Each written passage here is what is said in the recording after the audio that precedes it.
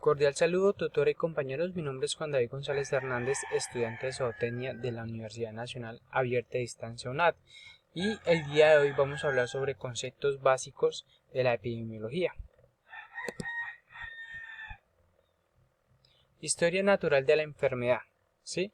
Ningún individuo, animal o vegetal vive aislado en el ambiente en que habita. Se encuentra en medio de una compleja trama de factores que gravitan su salud. ¿Sí? La salud depende del equilibrio biológico, psicológico y social del individuo con el ambiente que lo rodea. Esta situación armónica involucra la participación dinámica de diversos elementos del ecosistema, cuya sobrevivencia está suspendida a la interacción entre las unidades biológicas y su ambiente.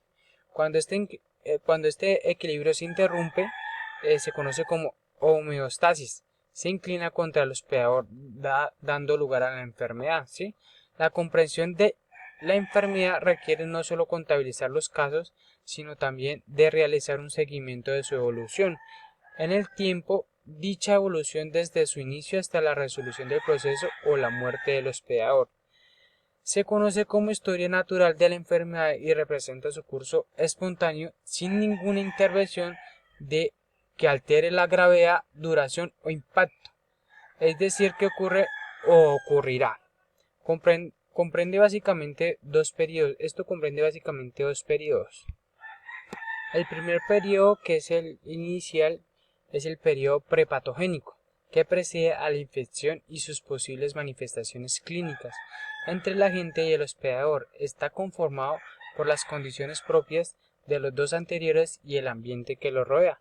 Como se puede observar en el cuadro, vemos en el lado izquierdo podemos ver la tríada epidemiológica, que es el agente, huésped y medio ambiente. ¿Sí? ¿Cómo podemos prevenir esto? Prevención primaria, dice acá en el cuadro, que es educación para la salud, mejorar condiciones, instalaciones, manejo, alimentación, nutrición, inmunización, saneamiento ambiental, desinfección y desinfectación. Como podemos ver también en el cuadro, el segundo periodo es el periodo patogénico, que es donde ya prácticamente está la enfermedad y podemos ver que están en periodo de incubación, cambios celulares, tisulares, humorales, biológicos e inmunológicos, signos o síntomas caracterizados de la enfermedad, ¿sí? Que hasta puede agravarse y puede provocar la muerte. ¿Sí? En el periodo postpatogénico vemos restitución orgánica y funcional, convalescencia, secuelas. ¿Sí? ¿Cómo podemos rehabilitar? O sea, cómo salimos de ese periodo, del periodo patogénico. La rehabilitación, o sea, prevención terciaria, sería entrenamientos, ejercicios, recuperar funcionalidades, reubicación laboral y reubicación social. Pues como lo veníamos hablando o como se refleja en el cuadro, el periodo patogénico, que se encuentra caracterizado por la respuesta orgánica del hospedador ante el agente. Esta etapa se encuentra dividida de manera longitudinal por el horizonte clínico, el cual separa el plano subclínico de las manifestaciones clínicas, signos o síntomas del problema.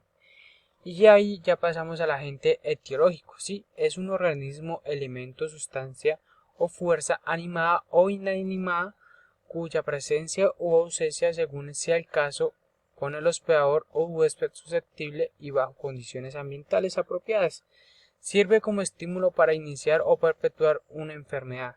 Se diferencian tres tipos de agentes causales de enfermedades. El primero es físico, ejemplos, tenemos calor, frío, humedad, radiación, ruido, traumatismos. El segundo es químico, que es veneno.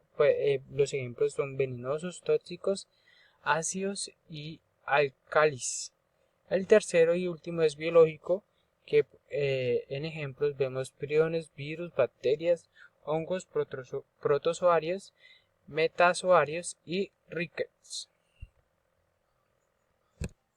Bueno, ya continuamos con la siguiente diapositiva, que es las propiedades o los agentes biológicos son importantes para el entendimiento el entendimiento de determinadas enfermedades.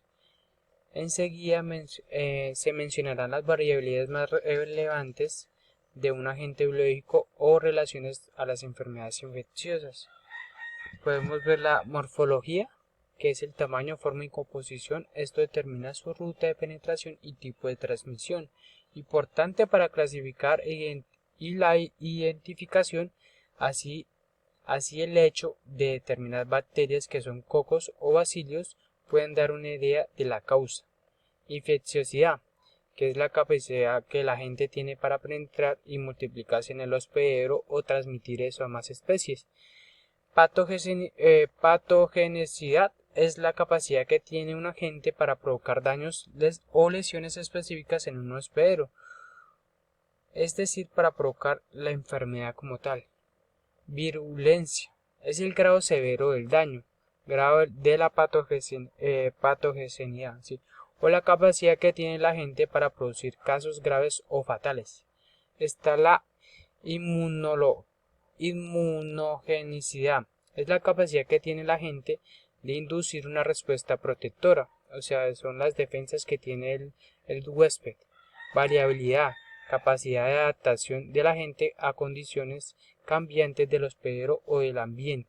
Por ejemplo, muchos virus, en particular el de influenza, presenta mutaciones y eso dificulta su prevención, diagnóstico o prolaxis.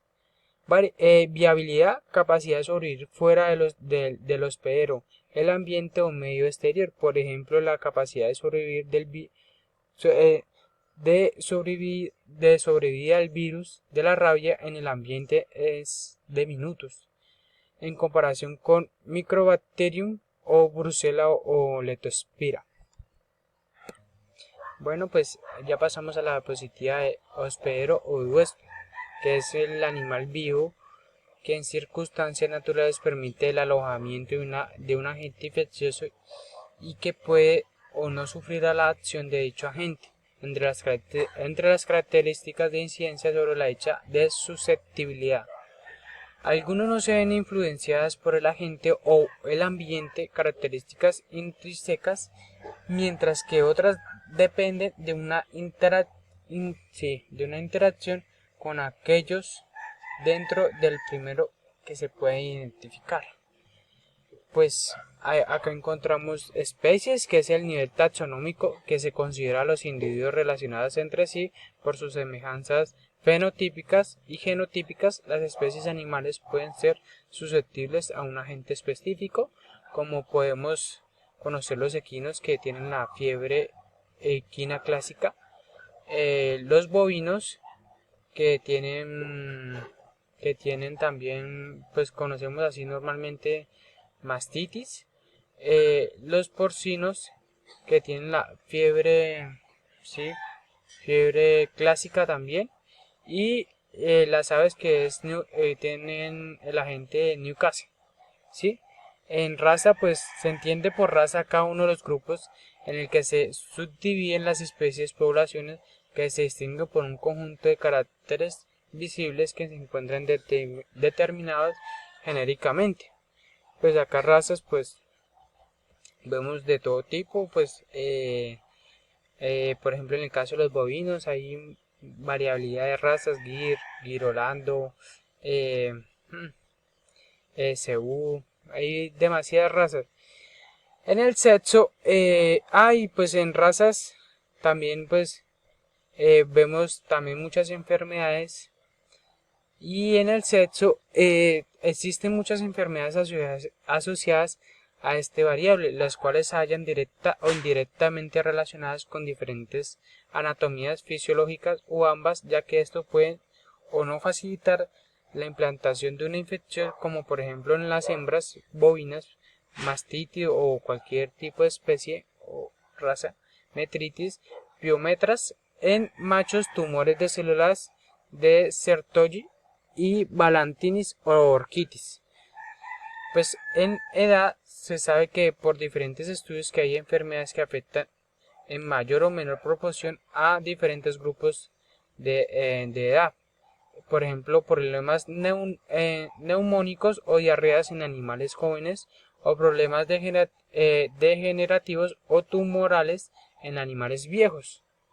Estado fisiológico. El estado fisiológico de un individuo es un factor relevante en el que se corresponde a la susceptibilidad, de tal manera que diversos estados de alteración funcional del hospedero como tensión, gestación, desnutrición, castración o entre otros, pueden disminuir o aumentar la susceptibilidad al ataque de agentes. Pues esto normalmente pasa cuando, pues en el caso de los bovinos, cuando se castra un animal que se aflige y da oportunidad a que lo ataquen cualquier tipo de enfermedad.